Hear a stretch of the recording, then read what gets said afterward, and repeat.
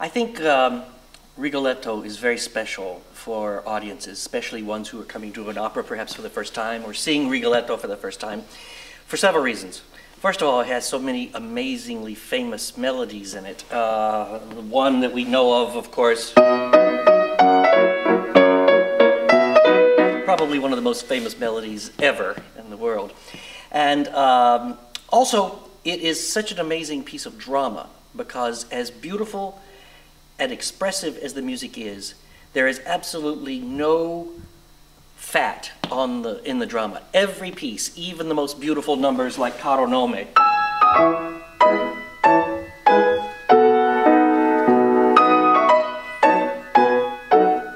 are pushing the story forward. There is no point where the story stops just to have beautiful music. Even the most beautiful music is descriptive of the character, the description, or is bringing out some point to move the story forward. That's what's incredible.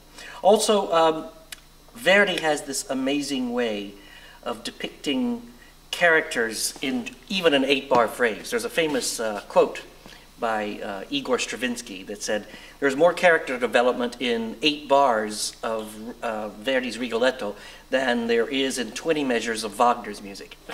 Now that's an extreme statement, but he has one point because, for instance, when we get to know the Duke in the first scene, just by hearing his music, we know that first of all he's charming, he's good looking, he's clearly a sweet talker, but he's also dangerous and even a killer. He has no no qualms about having someone put to death, and yet in the music, and there's several ways you hear that. First of all, the charm from Questa Quella.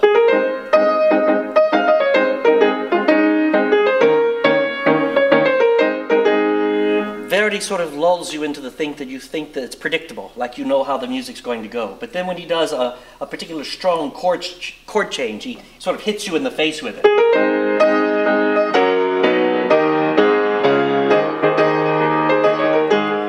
That's the beauty of Verdi's craft, the way he's able to bring these characters alive in these subtle ways that are probably unsurpassed by any other composer, except maybe Mozart or Strauss.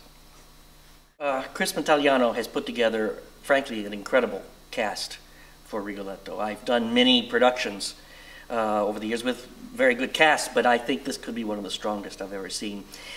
Happily, I think everyone in the cast I have worked with before. On some production, not necessarily Rigoletto. Sarah Coburn, who is the Gilda, she and I have worked together 2 or 3 times. Peter Volpe. And actually, when I was first starting my career, when everything I was doing was for the first time, the first Rigoletto I did was when I was appointed in the early 80s by Beverly Sills to be the music director of the New York City Opera touring company. It was called the National Company.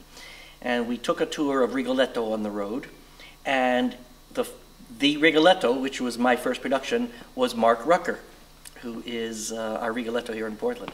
So it's been a long time since we've worked together, but it was with Rigoletto, and it's so gratifying to come back to this role, which he is such a master of, and to see how he has grown in the role. I mean, he was great then, but it's amazing the levels